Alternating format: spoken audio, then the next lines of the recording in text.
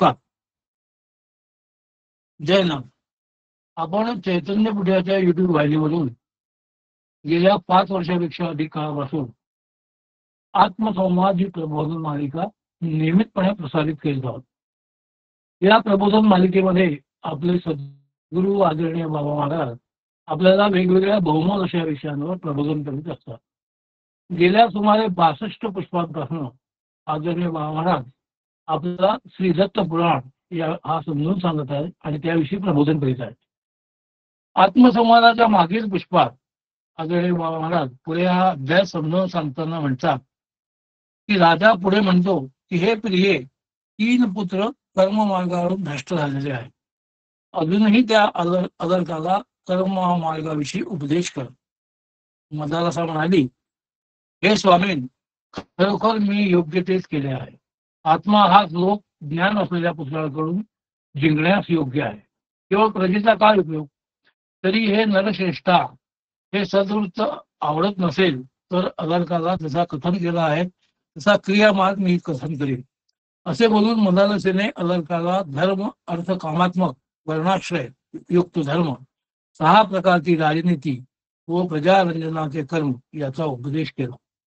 तेव्हा शहाणा व उत्तम बुद्धी असलेल्या अदर्काने लग्न करून उत्तम पुत्रांना जन्म दिला. वडिलांनी साम्राज्यपदावर अभिषेक केलेला तो वडिलांचे आज्ञापालन करू लागला. तेव्हा भोग भोगलेला तो राजा भार्येसह तपश्चर्येला निघून गेला. जाण्याच्या वेळी माता मदालसा अदर्काला म्हणाली, यावेळी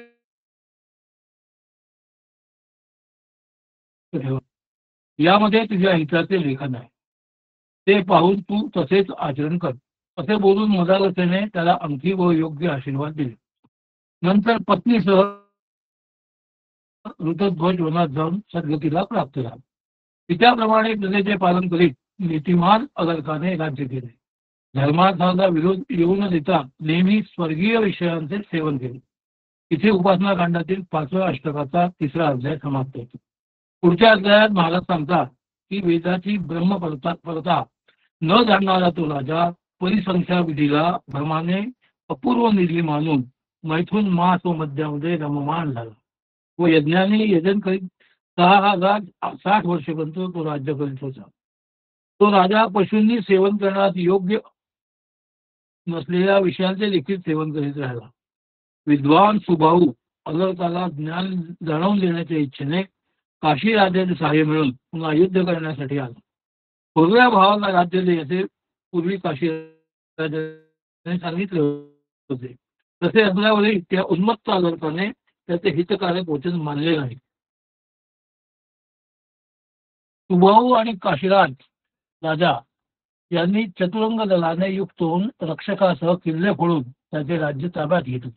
भावाने वेढलेले नगर, कीर्ण झालेला कोश, खजिने आणि परत स्वाधीन झालेल्या मंदिरांना पाहून भ्यालेला आणि त्रस्त झालेला अदर्क जंगलात पळून गेला.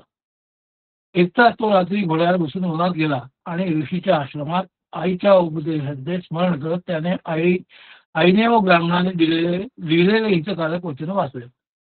सर्व संघ परित्याग करावा, तो शक्य नसेल तर सत्संग करावा, कारण सज्जन हे दुष्टांच्या संगतीवर औषध आहे. कामाचा त्याग करावा, तो काम सोडणे शक्य नसेल तर मोक्षाची इच्छा धरावी, कारण ही कामाला पिळलेल्या मानवाला औषध आहे. असे आईच्या अंतःकरणातील वचन जाणून खिन्न झालेला तो राजा सह्याद्री पर्वतावर असलेल्या श्री दत्तात्रयाला शरण गेला. नमस्कार करून तो राजा म्हणाला, हे ब्राह्मण, माझ्यावर कृपा कर. हे प्रभो, देवामुळे दुःख उत्पन्न झाले आहे, तू कृपेने दूर कर. श्री दत्तात्रयाने त्याचे वचन ऐकून हा मदालसेचा बुद्धिवान पुत्र आहे हे जाणून हसून म्हटले, हे राजा, तुला का बरे दुःख आहे? तू कोण? दुःख कोणाला? त्या सर्वांचा आणि आत्म्याचा विचार करून खरे ते सांग, दुःख कुठे आहे? असे बोलले असता बराच काळ ध्यान करून पुन्हा पुन्हा विचार करून हसून निश्चयात्मक बुद्धीने आत्म्याचा निश्चय करून सर्व दुःखाचे कारण अदर्काने सांगितले. इथपर्यंत आदरणीय बाबांनी हा अध्याय सविस्तरपणे सुंदररित्या समजावून सांगितला आणि आपल्या प्रबोधनाला इथे स्वल्पविराम दिला. मी बाबांना विनंती करतो की त्यांनी आजच्या प्रबोधनाला सुरुवात केली. नमस्कार.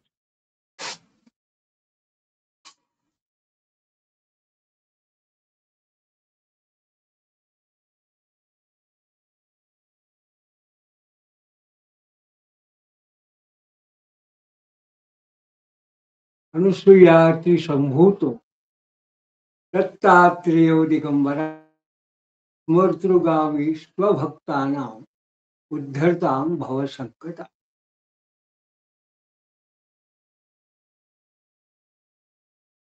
राज्यावरून पदच्युत झालेला हा जो अलर्क आहे, हा जेव्हा वनात पळून गेला, मग जेव्हा त्याला मदालसा नामक त्याच्या मातेने जो उपदेश त्याला केला होता, एका जणू काही एका विशिष्ट मुद्रिकेमध्ये चिठ्ठी ज्याला आपण म्हणू शकतो, अशा पद्धतीने पत्राच्या स्वरूपात हे जेव्हा त्यांनी वाचलं, तो संदेश आईने त्याला दिलेला, आणि मग तो भगवान दत्तात्रेयांना त्यांचा त्या काळात सह्याद्री पर्वतावर निवास होता, त्यांना तो शरण गेला. भगवान दत्तात्रेयांनी हा अलर्क कोण आहे, आपल्याकडे कशाला आलेला आहे, हे जणू काही त्याच्या मनातलं ओळखून हा स्वतःला अत्यंत दुःखित असा अंतःकरणाने आलेला आहे असं समजतो आहे. वेगळ्या पद्धतीने त्याच्याशी बोलायला सुरुवात केली. मग भगवान दत्तात्रेयांनी त्याला विचारलं, अरे तू दुःखी आहे, तुला दुःख आहे, असं जे तुला वाटतं आहे, ते दुःख म्हणजे नेमकं तुझ्या या शरीराच्या विशिष्ट अंगात आहे, की नेमकं दुःख कशात आहे? मुख्य म्हणजे तू कोण आहे हे तू मला आधी सांग, म्हणजे दुःख कोणाला आहे हे कळेल. म्हणजे तू शरीर आहे का, तू मन आहे, तू इंद्रिय आहे की तू आत्मा आहे, तू जड आहे की तू चेतन आहे. असा सगळा एक वेगळ्या पद्धतीने जेव्हा भगवान दत्तात्रेयांनी याला विचारणा केली, आणि मग हा अलर्क जणू काही एका वेगळ्याच अवस्थेत जाऊन कदाचित त्याच्यावरती जे मूळ संस्कार असतील मदालसेचे, त्याच्या मातेचे, त्या संस्कारामुळे त्यांनी एकदम भगवान दत्तात्रेयांना सांगायला सुरुवात केली की आकाश, वायू, अग्नी, जल, पृथ्वी आणि त्यांच्यापासून उत्पन्न झालेले जे प्राण, इंद्रिय, अंतकरण, हे जे काही सगळं आहे, हे मी नाही. आणि हे जे दुःख म्हणून जे काही आहे, हे सगळ्या पंचभौतिक आणि हे नंतर पंचतन्मात्रा, पंचमहाभूत आणि मनबुद्धी, चित्तवृत्ती, अहंकार वगैरे हे सगळे काही तत्व आहे, ज्यांच्या संघातामुळे जे शरीर तयार होतं, तो देह तयार होतो. त्या देहामध्ये ज्या भावना असतात, त्या देहाला भासतं मूळ जो माझ्या ठिकाणी सच्चित स्वरूप जो आत्मा आहे, त्याला काही दुःख नाही, असं या अदर्काने भगवान दत्तात्रेयाला उत्तर दिलं. हे आपण मागल्या पुष्पामध्ये आपण अवलोकन केलं. तर पुढे हा अदर्क भगवान दत्तात्रेयांशी बोलताना आणखीन काय सांगतो आहे, त्या संवादाचा आज आपण विचार करणार आहोत. तर हा अदर्क असं म्हणतो, नित्यो मे महिमा ना अस्य क्षयो वृद्धिश्च यद्यपि भौतिके तो सुखाद्यम वा किम पारणेक्यम तेन मे. म्हणजे सच्चिदानंद रूप असं जे काही असं माझं स्वरूप आहे, तर असा जो काही महिमा आहे, हा माझा नित्य आहे, त्याला क्षय किंवा वृद्धी नाही. आणि हे जे सच्चिदानंद रूप आहे, त्याला काही क्षयवृद्धी नाही. मग हे क्षयवृद्धी जी आहे ही कुठे आहे? तर त्यांची उपलब्धी ही देहादिकात असते. त्यामुळे या देहादिकामध्ये क्षय आणि वृद्धी याच्याबरोबर येणारे सुख दुःख वगैरे असतात. हे एक प्रकारचं माझं जे मूळ स्वरूप आहे सच्चिदानंद स्वरूप त्याच्याविषयी वेगळं म्हणजे परकीय असं आहे. त्या दुःखाचं मला काय? नित्याः सदैक रूपो अहम परिणाम कुतो मम संगे देहर्ष संत्यक्ते दुःखादी व उपलक्षते. म्हणजे मी नित्य सद अशा स्वरूपाचा एकरूपच आहे. सद एकरूप मी आहे. नित्य सद एकरूपो अहम. ही सदैक रूप आहे. मग संगे देहस्थ संत्यक्ते म्हणजे या देहाच्या निमित्ताने आलेलं हे जे वार्धक्य वगैरे हे सगळे जे परिणाम आहेत ते मला कुठे असतात, कुठे आहेत? किंवा जडून संत्यक्ते दुःखादी व उपलक्षते. म्हणजे देहाचा जर मी अभिमान टाकला तर हे दुःखाधिक सुद्धा जे देहाच्या ठिकाणी त्याचा मला कुठे उपसर्ग होऊ शकतो? मग पुढे तो असं म्हणतो, स्थूलेत्र भौतिके सूक्ष्मे तन्मात्रा अवस्थिते अपिच उत्थितम त्रिविधम दुःखम पश्यतो मम तेन किम. म्हणजे स्थूल देह, भौतिक आणि तन्मात्रा अवस्थिते अपिच म्हणजे तन्मात्रा ज्याला स्थूल आणि सूक्ष्म असा देह म्हणतात. असा सूक्ष्म देह या ठिकाणी ते विशिष्ट आधी भौतिक आदी वगैरे जे काही त्रिविध म्हणजे आधी भौतिक आधी दैविक आध्यात्मिक अशा पद्धतीचं जे दुःख उत्पन्न होत असतील त्रिविध ते दुःख पाहणाऱ्याला मला त्यांचं काय आहे? मला त्याचं कसलं दुःख आहे? कारण दुःख पाहणाऱ्याला असं शब्द जेव्हा तो म्हणतो पश्यतो मम तेन किम. म्हणजे मी आत्मस्वरूपामध्ये याच्याकडे फक्त मी बघतो आहे या देहातून. हा देह मी नाही आहे, तर मी बघणार आहे या देहाकडे. या देहाच्या ठिकाणी हे जे त्रिविध प्रकारचे दुःख आहेत तो मी बघणार असल्यामुळे मला त्या दुःखाचा काय संबंध आहे? पुढे तो असं म्हणतो, मनोमतीर अहंकार चित्तम च न भव्या भवाम्यतः अंतःकरण जे दुःखेही संबद्धो न परिश्रमे. म्हणजे मनबुद्धी अहंकार आणि चित्त हे सुद्धा मी नाही. म्हणून अंतःकरणापासून उत्पन्न झालेल्या दुःखाचा माझ्याशी म्हणजे मूळ आत्म्याशी काहीही संबंध नाही. पण मी याच्यापेक्षा वेगळा आहे. पुढे मग हा जणू काही एका वेगळ्या अशा विचाराने म्हणतो, राज्यम करोत अग्रजो अच्र किम्मे संघाभिमानता चाहम देहतो अन्यो अपि पार्थक्यम न सतो हिमे. आता असं म्हणतो, ज्येष्ठ बंधू कुशाल राज्य करो. राज्यम करोत अग्रजो अत्र. त्याच्या देहाभिमानामुळे मला त्याचं काय?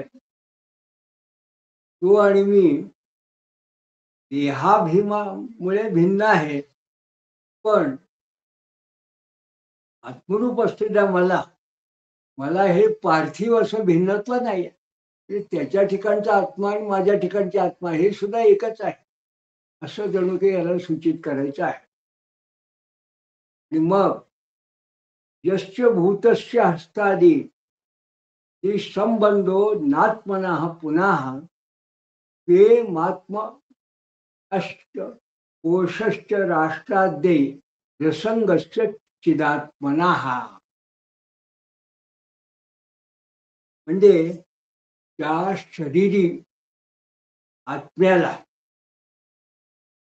किंबहुना अशरीरी आपण म्हणावं, त्या आत्म्याला असं शरीर नाहीये, फक्त तो देहात आहे म्हणून तो शरीरी असा भासतोय. त्याला हस्तादी संबंध नाही, त्याला हात नाही, पाय नाही, डोकं नाही, काहीच नाही आत्म्याला.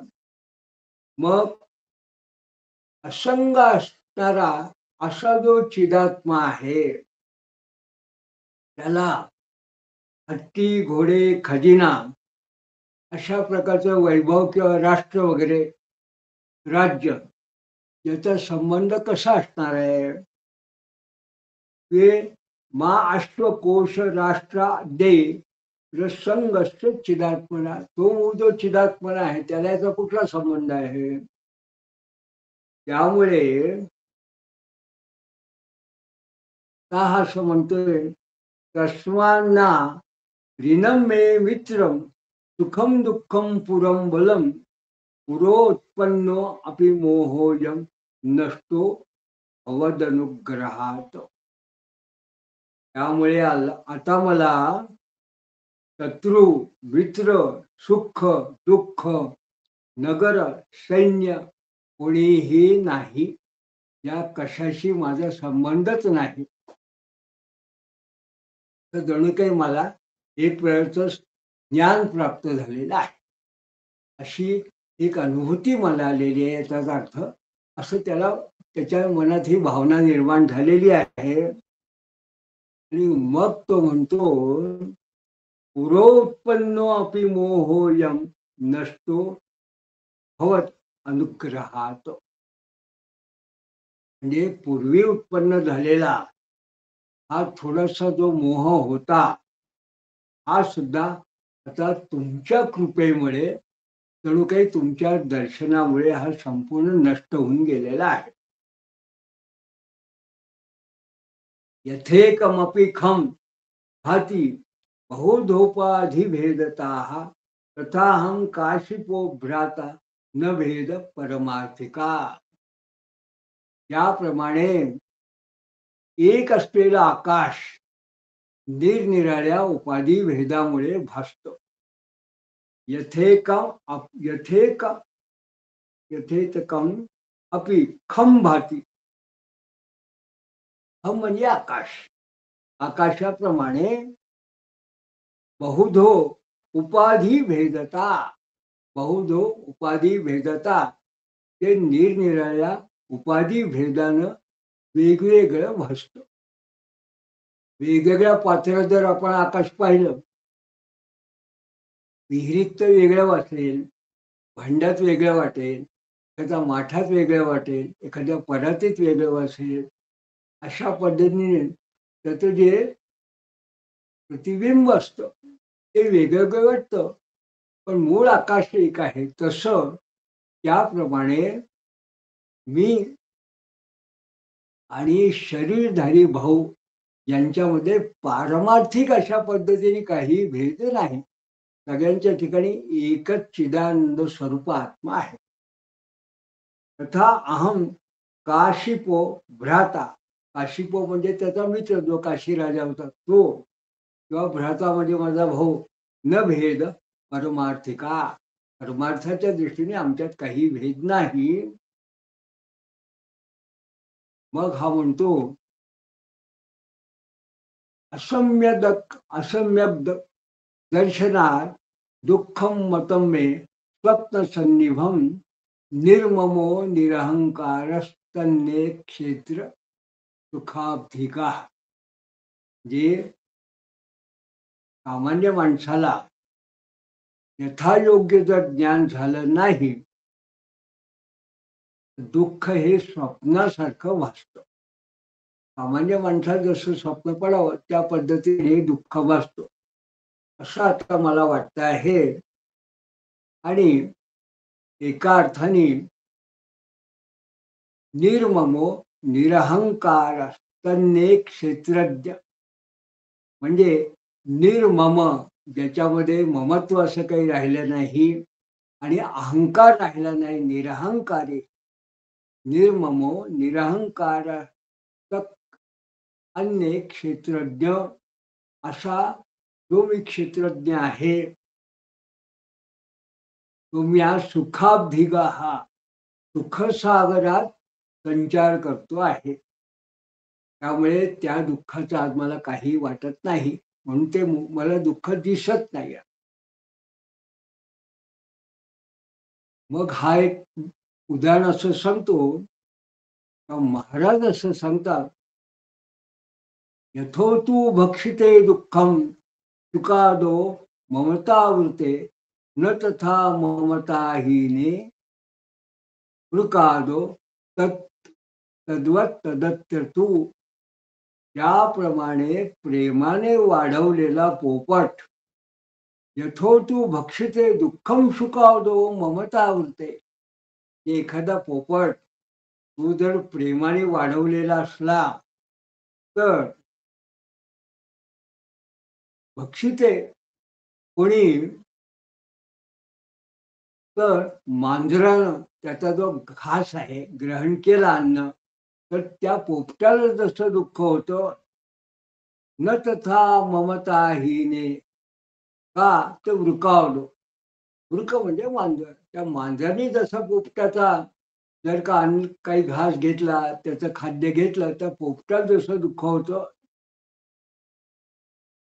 तसं, किंवा ममताहीने वृकावलो तद्वत्रतु, किंवा प्रेम नसलेला ज्याच्या ठिकाणी लांडगा, किंवा तद्वत अत्रतु, किंवा जसं उंदीर वगैरे यांच्याविषयी जसं दुःख नाही, तसं या ठिकाणी आहे.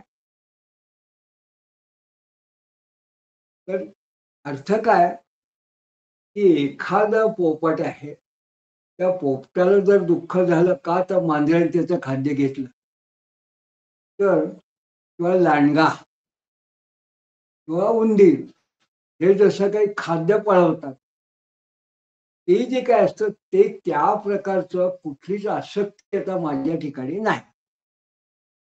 त्यामुळे मला कुठल्याच प्रकारची आसक्ती राहिलेली नाही. का न दुःखी न सुखी सो अहम निर्ममा प्रकृते पराह, यो भूताभिभवो भूतैः सुख दुःखात्मक स्वच. तो प्राणी मात्रा करून पराभव झालेला असा असल्यामुळे, कारण मला भाऊ आहे काशी राजा, यांच्याकडून माझा पराभव झालेला आहे असा,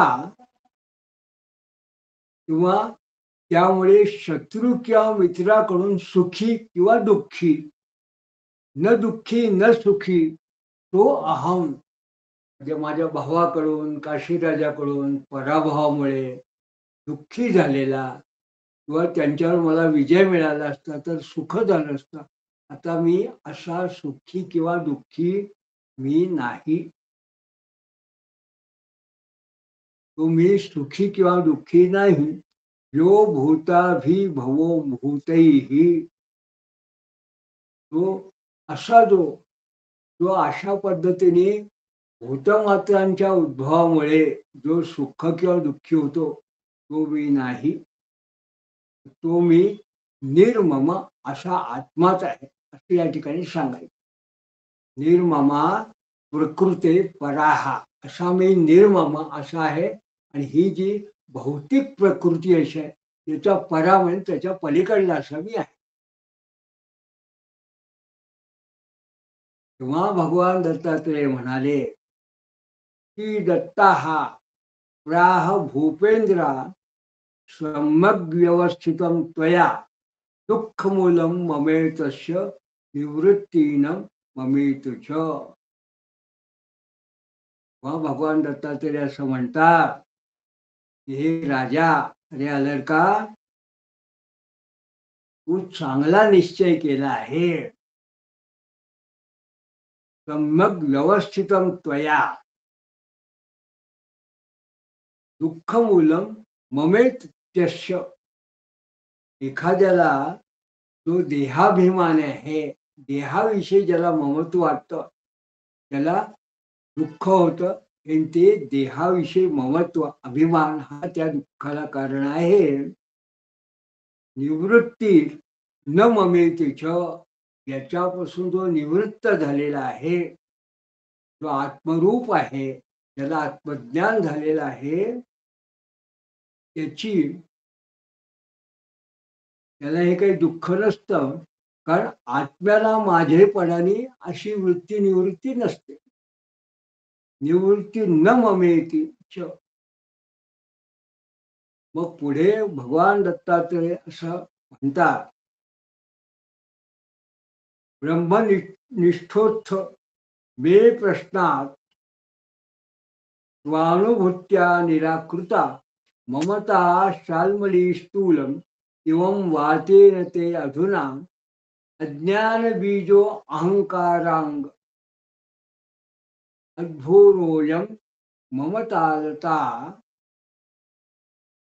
गृहक्षेत्रातील विशाखो हृदार पुत्राप्त पल्लवा पुण्या पुण्य प्रसूनश्च सुख दुःख फलो नव महान मोक्ष पथव्यापी मूढस्थत संगीते सेविता. म्हणजे हे ब्रह्मनिष्ठा, ब्रह्मनिष्ठोत्थ मे उठ, माझ्या प्रश्नाचं तू स्वतःच्या विशिष्ट अशा अनुभवानं जणू काही ते जे काही तुला प्रश्न मी तुला विचारला होता, त्या प्रश्नाचं उत्तर जणू काही तू वाऱ्याने कापूस उडवावा अशा पद्धतीने ते उत्तर व्यवस्थित देऊन ती जणू काही तुझ्याच मनातली तू शंका दूर केली आहे. आणि मग एक वेगळ्या प्रकारचं जणू काही उपमा अशा ठिकाणी महाराजांनी या ठिकाणी वापरली आहे, रूपकात्मक. ते असं म्हणतात की अज्ञान बीज आणि अज्ञानाचं बीज आणि अहंकाराचा अंकुर असं असलेलं ममता नावाची वेल त्यावर चढलेली आहे. आणि घर शेत या ज्याच्या विशेष अशा फांद्या असून पत्नी पुत्र नातलग अशी ज्याची पानं आहेत, असा हा संसार वृक्ष आहे. हा संसार वृक्ष हा फार प्राचीन असून पुण्य आणि पाप ही त्याची दोन फुलं असून सुख आणि दुःख ही त्याची फळं आहेत. हा वृक्ष फार मोठा असून मोक्ष मार्गापर्यंत हा व्यापलेला आहे. आणि या वृक्षाचं सेवन म्हणजे याचं ज्ञान सज्जन मूढ आणि विषयजन यांनी याचं वृक्षाचं जणू काही फल पुष्प जे काही असेल याचं सेवन केलेलं आहे. असा एक वेगळ्या या वृक्षाचं रूपक या संसार वृक्षाविषयी महाराजांनी या ठिकाणी दत्त अलर्क संवादाच्या निमित्ताने आपल्या समोर ठेवलेला आहे. हे महाराज सांगतात, विदित्सा भ्रमर व्याप्ताः श्रांता भ्रांते संश्रिताः सौख्यम क्वात्मन्तिकं तेषा वृक्षेस्मिन् मायिको यमे मायिकोपमे. जे कर्म करण्याची इच्छा असणारे इच्छारूपी भुंगे या वृक्षावर आहेत. विदित्सा भ्रमर व्याप्ताः, भ्रमर म्हणजे भुंगे.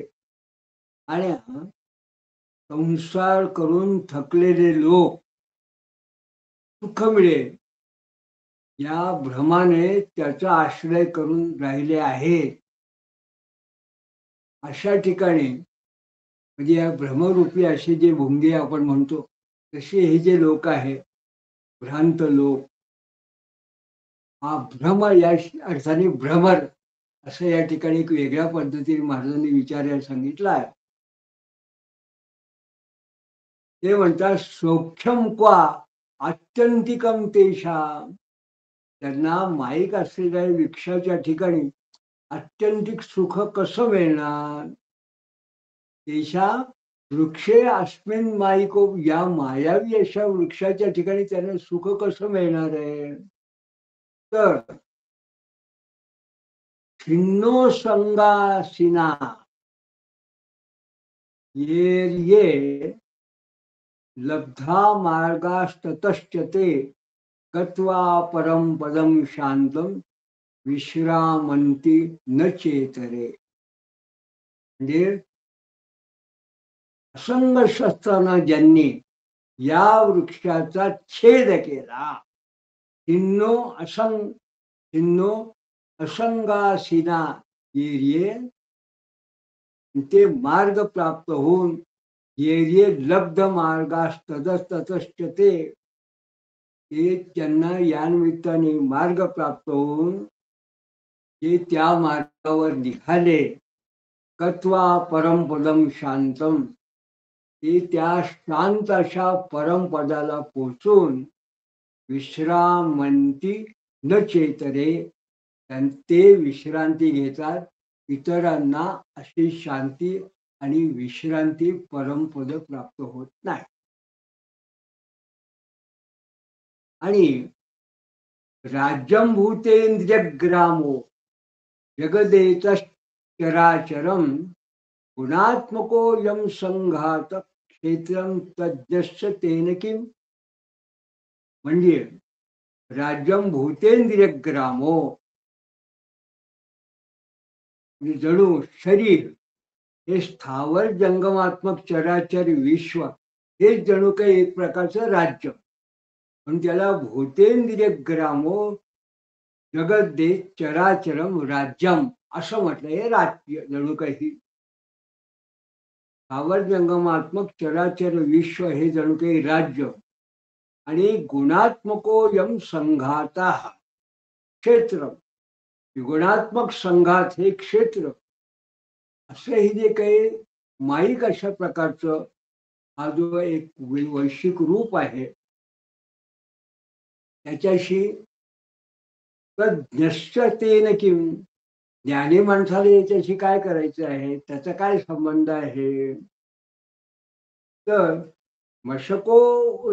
मशकोदुंबरे टीका मुंजानाब्जापाम अपाम यथा तथा क्षेत्रात्मना पृथक भावो विज्ञात हो धुनात्वया. म्हणजे औदुंबराच्या फळातून किडा, मशको उदुंबरे, आणि एखाद्या लाकडाची मुळी असेल त्या मुळ्यातून काडी,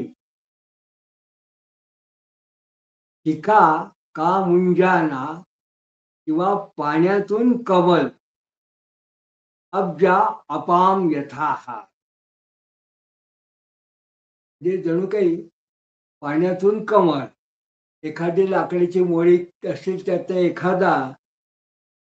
एखादी काडी, किंवा औदुंबरच्या फळातला एखादा किडा हा जसा त्याच्यापेक्षा वेगळा असतो, तसा त्याप्रमाणे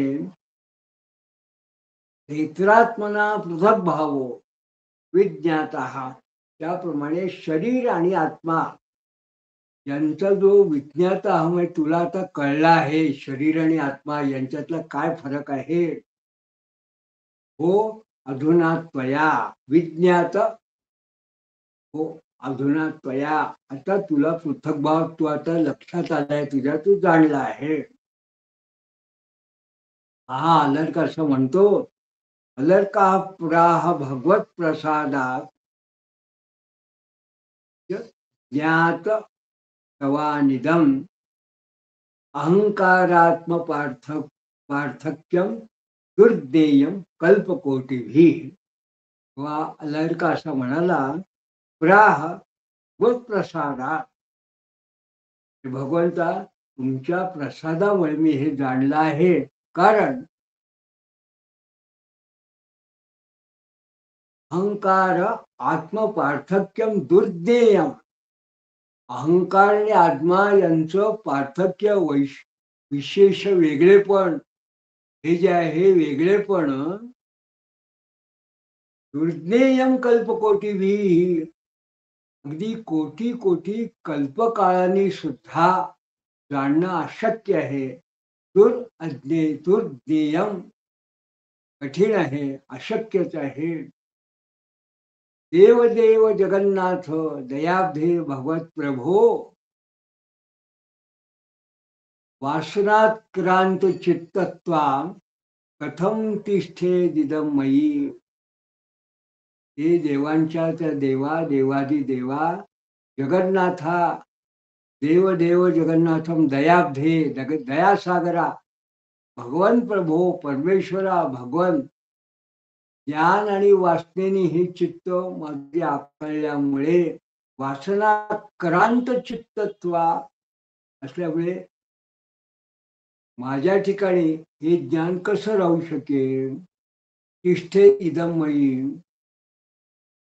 म्हणून भूयो न भूया येनेशम निर्गुणत्वम अयाम कथम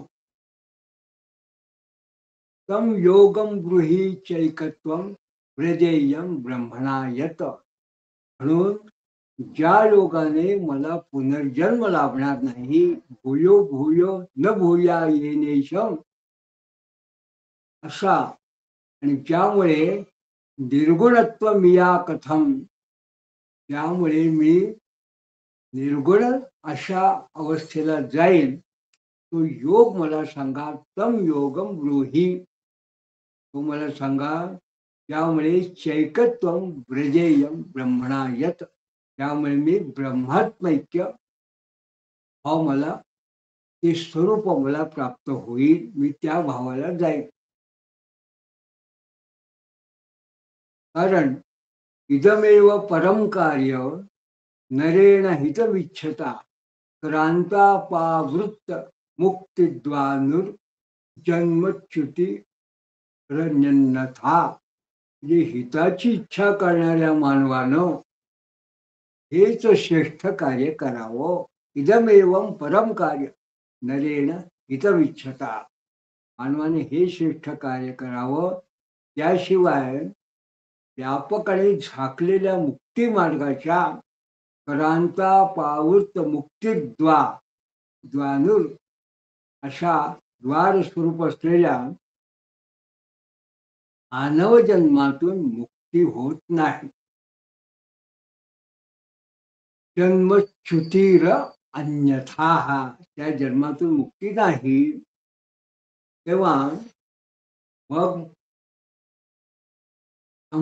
संपृष्ठा इत्यादर्केण भगवान अत्रिनंदना तस्मै सत्कृत्य योगींद्रो प्रियम योगमुपादिशत. म्हणजे अलर्काने असं विचारलेल्या त्या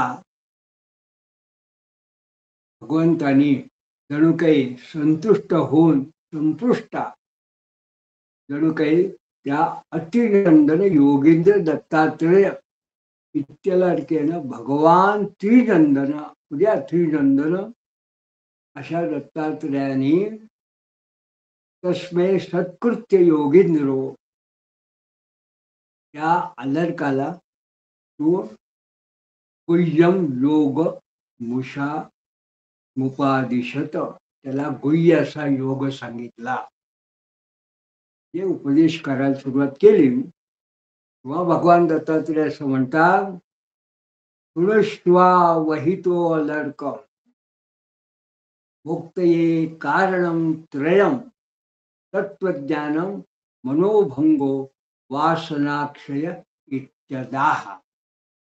या लड़का सावधान हो नहीं, सुनुष्वा वही तो अलर्का. काय मुक्त ये कारणम त्रयम. मोक्षासाठी मुक्तीसाठी 3 कारण आहेत. काय तत्वज्ञानम तत्वज्ञान, मनोभंगो म्हणजे मनोभंग, आणि वासनाक्षय इत्यदा. आणि हा वास इथे जगात असलेला व्यवहारात असलेला वासनेचा क्षय. हृच्छुद्धीं प्राप्त सत्कृत्यै सर्वं संन्यस्य सद्गुरु तत्त्वज्ञानमवाप्याथ जह्यायोगेन तद्वयम्. म्हणजे हृच्छुद्धी प्राप्त सत्कृत्ये, अंतःकरणाची शुद्धी आणि सत्कृत्ये, सर्व संग परित्याग करून सर्व संन्यास असा करून नित्य नैमित्तिक अशा सत्क्रियांनी सत्कृत्ये सद्गुरूपासून ज्ञान मिळवून सद्गुरु तत्वज्ञानामवाप्याय सद्गुरूपासून तत्वज्ञान मिळवून योगानं द्वैताचा त्याग करावा. तय्या योगेन तद्वयम. म्हणजे अद्वैत म्हणजे जे द्वैत असेल, द्वैताची काल धरावी, ते द्वैताचा त्याग करावा. आणि अन्वय व्यतिरेकाभ्यास हे ईशं चिदन्वयात ज्ञात्वाभ्यसेदं योगम यतो मुक्ती ध्रुवाचिरात. जे अन्वय व्यतिरेकाने देहामध्ये असलेल्या अंतर्यामी साक्षी असा चैतन्याचा अन्वय करावा. आणि असं आपल्याला हा अन्वय करायचा आहे. त्या चैतन्याची आपली जणू काही एक प्रकारे ब्रह्मात्मैक्य भावाने आपल्याला एकरूप त्या चैतन्याशी व्हायचं आहे. अशा भावनेने असं जाणून योगाचा अभ्यास करावा. अशा पद्धतीने जर अभ्यास केला त्यामुळे मुक्ती निश्चित आणि ताबडतोब मिळते. हा मुक्तीचा एक मार्ग जेव्हा त्यांनी सांगितला, ता मुक्ती ब्रह्मणा योगो वियोगो वियोगा प्रकृते गुणे. हे संगस्या त्यागाच तू प्राप्या स वैराग्येन नान्यथा. सा मुक्ती, ही मुक्ती म्हणजे दुःखादी रूपांचा वियोग आणि ब्रह्माशी योग अशी जो आहे त्याला मुक्ती म्हटलंय. सा मुक्ती ब्रह्मणा योग वियोगा प्रकृतेर्गुणे. म्हणजे दुःखादी रूपांचा वियोग आणि ब्रह्माशी योग. आणि तो योग हा संगत्यागास्त तू प्राप्या. तो योग संगत्यागानं प्राप्त होतो. तसा वैराग्येनं, तसा वैराग्याने ना अन्यथा, त्याशिवाय तो मात्र काही योग असा प्राप्त होत नाही. मग ज्ञानादेवच वैराग्यम तज्ज्ञानंच विवेकता. विवेकास सद्वस्तु विचारात तो अत्र कथ्यते. ते ज्ञानामुळे वैराग्य, ते ज्ञान हे विवेकामुळे होतं. ज्ञानादेवच वैराग्यम तज्ज्ञानंच विवेकता. विवेकामुळे ते ज्ञान होतं आणि सद असद वस्तूंचा निर्णय म्हणजे विवेक. म्हणजे विवेका हा सद असद वस्तू विचारो आणि तो अत्र कथ्यते, तो आता तुला सांगतो आहे.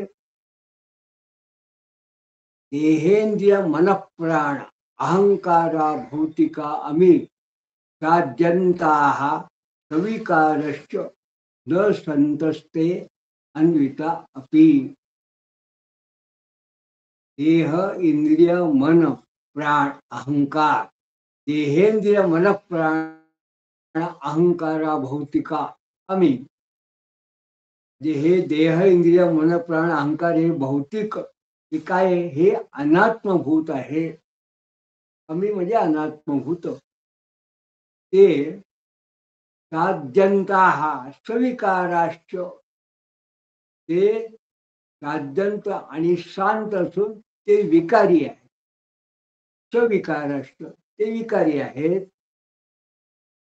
ते एकत्र आले तरी न संतस्ते अन्वितापी, ते एकत्र आले तरी शाश्वत नसतात. हा एका अर्थाने हा देह हा जो आहे हा शाश्वत नाही. मग अन्योन्या ह्या सतो अग्न्य अग्न्यो लोहव चित्तस्तमस्य च जडत्वं चात्मनो मोहात्ता मोहाचा क्षीण केवलस्य च.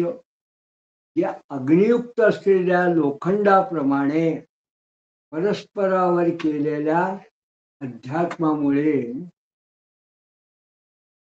देहादी संघातला चित्त आणि केवळ साक्षी असलेला आत्म्याला जडत्व आणि भ्रमानं जड असं मानलं जात. इथे काय आहे की अन्योन्याध्यस्यास्तु तो अग्नियुक्त लोह इव. म्हणजे एखादं जर लोखंडी एखादी वस्तू असेल पहार वगैरे, ती जर गरम केली त्या ठिकाणी आपल्याला अग्नी भासतो. गरम आहे, वर्णाने अग्नी वगैरे भासतो. पण त्यामुळे आपल्याला ते लोखंडाच्या ठिकाणी अग्नी असं दिसतो. पण एकदा तो अग्नी शांत झाला की मूळ लोखंडच आहे. त्याप्रमाणे मूळ जे आत्मा आहे तो या देहाच्या ठिकाणी भ्रमाने जसा लोखंड तापलेला लोखंडाच्या ठिकाणी अग्नी दिसतो, तसा हा आत्मा या देहाच्या ठिकाणी भ्रमाने मानला जातो. या ठिकाणी महाराजांना सांगायचे आहे. मग ते म्हणतात देहाद्य ध्यास तो अहंता ततः कर्मश्च बंधकम कर्मण्येवा यशम वा वशम शश्वत अधूमणम यंत्रवन्नृणाम. जे अध्यात्मावर देहादिकाचा अभ्यास केल्यामुळे अहंता उत्पन्न होती. कशात? आत्म्यावर. हा देहाच्या ठिकाणी जर आत्मा मानला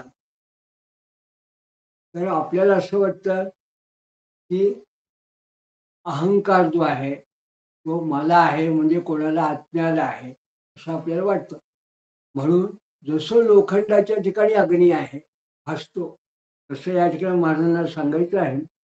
या देहाच्या ठिकाणी सतत आपण मी ममत्व भावाने जेव्हा आपण काय असा हे अभ्यास सतत करतो मी ममत्व भावाने, त्यामुळे आपल्याला आत्माच्या ठिकाणी अहंता उत्पन्न होते. त्यामुळे जेव्हा आपण कर्म करतो, कर्मण्ये वा वशम शाश्वत, त्यामुळे जे आपण कर्म करतो ते बंधनकारक असतं. कारण त्यामुळे आपल्या ठिकाणी अहंकार आपल्या ठिकाणी उत्पन्न असतो. त्यामुळे अहम म्हणजे मी केलं अशा पद्धतीने जेव्हा माणूस कर्म करतो तेव्हा त्यावेळी जे तो कर्म करतो ते बंधनकारक त्याला असतो. आणि मग हा पराधीन झालेला, देहाच्या अधीन झालेला जो कर्म करणारा आहे तो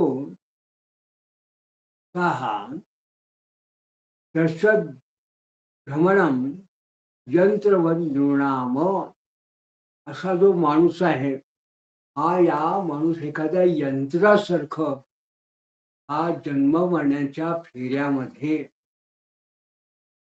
आणि बंधन याच्या मार्गे न लागता यंत्रासारखं याचं या देहाधिकाचं भ्रमण चालू राहत. त्यामुळे तस्मात् ज्ञात्वा विवेकेन स्वात्मनं सुविरक्त इत तस्थो भवत्यसावेव विमुक्तो मुच्यते चिरात. म्हणून नित्यानित्य वस्तू विवेकानं तस्मात् ज्ञात्वा विवेकन म्हणजे नित्य वस्तू विवेकानं स्वतःच्या आत्म्याला जाणून सुविरक्त इत जाणून चांगल्या पद्धतीने विरक्त व्हावं, सुविरक्त म्हणून चांगल्या पद्धतीने म्हटलं आहे. आणि तस्यो भवत्यसावेव वैराग्य संपन्न स्वस्थ माणूस जेव्हा होतो तो खऱ्या अर्थाने सुखी होतो. तस्य म्हणजे सुखी आणि विमुक्त जीवनमुक्त झालेला असा तो विमुक्तो मुच्यते चिरात. चिर असा तो लवकर असा मुक्त होतो आणि एका अर्थाने तो शरीर सोडल्यानंतर मोक्ष पदाला जातो, म्हणजे त्याला मोक्ष प्राप्त होतो. त्या पद्धतीने भगवान दत्तात्रेयानं या आधारकाला मुक्ती कशी मिळवावी, मोक्षपद कसं प्राप्त करून घ्यावं, हे अशा पद्धतीने त्याला उपदेश केला. या ठिकाणी 5व्या अष्टकाचा या 4था अध्याय याची समाप्ती झाली. या ठिकाणी आपण आजच्या या पुष्पाची समाप्ती करताना एक अत्यंत महत्वाचा जणू काही गुप्त असा विचार, पण एक वेगळ्या प्रकारचं रहस्य जणू काही स्वामी महाराजांनी या 5व्या अष्टकातल्या या 4थ्या अध्यायात आपल्या समोर वेगळ्या पद्धतीने मांडला आहे. तर मी या ठिकाणी आज आपल्या समोर सांगणार आहे. काय आहे तर भगवंताने गीतेमध्ये भगवंताने अर्जुनाला जेव्हा उपदेश केला, पुराण पुरुषोत्तम योग नाम पंचदोषाध्याय 15वा अध्याय, त्यात त्यांनी काय केलं, ते एका विशिष्ट अशा संसार वृक्षाच्या रूपकाने सुरुवात केली. कशी तर ऊर्ध्वमूलमधशाखम अश्वत्थम प्राहुरम यम छंदासी यश्च पर्णानि यस्तम वेद सवेदवित अधश्चोर्ध प्रसुता तस्य शाखा गुणप्रवृद्धा विषप्रवाला अधश्च मूला निरसंततानि कर्मानुबंधिनी मनुष्य लोके न रूपमस्य तथोपलभ्यते न चांदन न संप्रतिष्ठा अश्वत्थमेन वैरूढमूलम वसंग शस्त्रेण दृढेन छित्वा. असंग अशा पद्धतीने या संसार वृक्षाचं मूलछेदन करतात. तोच विचार वेगळ्या पद्धतीने त्याच रूपकावर आधारित जणू काही महाराजांनी सुरुवातीला मांडला. मग त्यांनी हा जसा विचार मांडला, मग आणखीन मग आपण पुढे गेला तर मग त्यांनी क्षेत्र मग तत्परिमार्गम तत्सिद्धार आपण जेव्हा समजलं तेव्हा त्यांनी असं म्हटलं, मयवांश जीवलोके जीवभूत सनातना मनःष्ठानी इंद्रियाणी प्रकृती स्थानी कर्षती. म्हणजे हे जीवभूत वगैरे याचा सुद्धा वर्णन केलं. शरीरम यद्वाप्नोति इच्छामृतामतिशय ग्रहीत वैतानिशयाती वायुर्गंधानी वाशया. तर त्यांनी मनाचंही जेव्हा त्यांनी वर्णन केलं आणि एक शब्द त्यांनी सांगितला की न तद्भाषयते सूर्यो न शशांको न पावका यद्गत्वा न निवर्तन्ते तद्धामम परम मम. माझं ते जे जागा आहे तिथे तुम्हाला सतत भाते सूर्यो न शशांको न पावका यद गत्वा न निवर्तन्ते. ते जे असं परमधाम आहे त्या ठिकाणी तुम्हाला सूर्याची ते तेजस्विताही जाणवत नाही, तुम्हाला चंद्राची शीतलताही जाणवत नाही आणि अग्नीची दाहकताही जाणवत नाही. यद गत्वा न निवर्तन्ते, इथून माणूस गेलेला परत येते, ते जे मोक्षाचं स्थान आहे ते माझं स्थान आहे.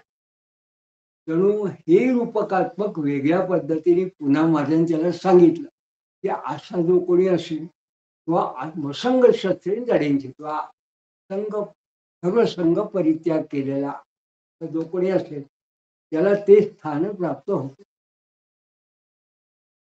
हे जेव्हा त्यांनी म्हटलं की द्वामिमो पुरुषो लैके क्षरक्षाक्षर सर्व क्षरक्षाक्षर सर्व क्षर सर्वाणी भूतानी कूटस्थो क्षर उच्चते. हे सुद्धा सांगितलं की क्षर आणि अक्षर पुरुष हे दोन प्रकारचे असतात. क्षर जे आहे त्याला क्षय आहे आणि वृद्धी आहे. पण अशा प्रकारे वार्धक्य वगैरे त्याला असते. अक्षर म्हणजे आत्मा, हा पुरुष आहे त्याला काही नसतं. हे पुन्हा महाराज सांगतात ते सुखदुःख वगैरे हे देहादिकाला आहे, संघात याला काही नाही आहे. आणि हे अशा पद्धतीने या 15व्या अध्यायाचं जणू काही जे सूत्र आहे, काही विशेष सूत्र खर अक्षर हा विचार जसा आहे ज्याला क्षेत्र आणि क्षेत्रज्ञ असं म्हटलंय. या ठिकाणी क्षेत्र शब्द आलाय, तुम्हाला आठवलं क्षेत्र म्हणजे देह. या ठिकाणी असणारा जो मूळ आहे ईश्वर, हा काय, हा क्षेत्रज्ञ आहे, हा त्या ठिकाणी आहे. आणि याला हा जो मूळ आहे याला एकरूप होणे दे ब्रह्मात्मके भाव, ते मूळ स्वरूपातलं ज्ञान होणं म्हणजे मुक्त होणं. आणि यंत्राचा या ठिकाणी उल्लेख आहे म्हणून सांगतो की भगवंतानी सांगितलं की भगवंत एक ठिकाणी असं म्हणतात ईश्वर सर्वभूतानां हृदयदेशे तिष्ठती रामयन सर्वभूतानी यंत्रारूढानी मायया. हा जो देव आहे तो आत्मस्वरूपात त्याच्या हृदयातच असतो. पण सर्वसामान्य माणसाला त्याचा बोध होत नाही. पण खरा तो एखाद्या यंत्रावरती एखादा बसल्या जसं चक्रा मारत राहतो तसं या माईक अशा यंत्रात तोच जो देव आहे यात बसलेला आत्मा हा माणसाला या जन्म मरण्याच्या फेऱ्यात माईक असा फिरवत राहतो. यंत्रारूढानी माय, तोच जणू काही यंत्राचा संदर्भ या ठिकाणी त्यांनी सांगितला की माणूस जेव्हा देहादिकाच्या भ्रमात राहतो तेव्हा तो एखाद्या यंत्रासारखा हा भ्रमणात फिरत राहतो. पण का नित्यानित्य वस्तू विवेक आणि स्वतःच्या आत्म्याला जाणून विरक्त भावाने आणि वैराग्यपूर्वक असा जर कोणी एखादा साधक जर चालत राहिला तर तो असा जो साधक आहे तो जीवनमुक्त होऊन त्याला खऱ्या अर्थाने मुक्तीचा लाभ होतो. आणि मग जेव्हा त्याचा देह हा जेव्हा त्याग होतो, तो देह त्याग जेव्हा त्याचा होतो म्हणजे काल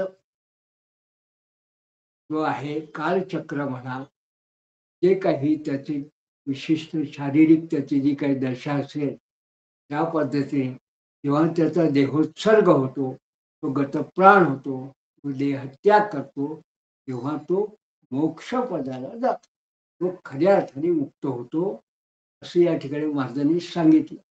तेव्हा महाराजांनी या निमित्ताने भगवान दत्तात्रेयांनी अलर्काला जो उपदेश केला तो जणू काही एक वेगळ्या त्यांच्या शब्दात पण भगवद्गीतेच्या 15व्या अध्यायाचा जो सारांश आहे, भावार्थ आहे, तत्वार्थ आहे, तो त्यांच्या शब्दात वेगळ्या पद्धतीने आज आपल्या समोर प्रगट केला आणि त्यात त्यांनी स्वतःच्या तत्वज्ञानाची एक वेगळी अशी जोड दिली. तेव्हा पुन्हा प्रत्येकाने केव्हा तरी याचं जरूर अवलोकन करावं, या विचारांचं चिंतन करावं.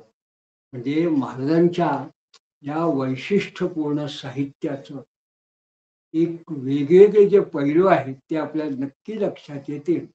एवढं सांगून आज या पुष्पाची आपण या ठिकाणी समाप्ती करतो. अवधूत चिंतन श्री गुरुदेव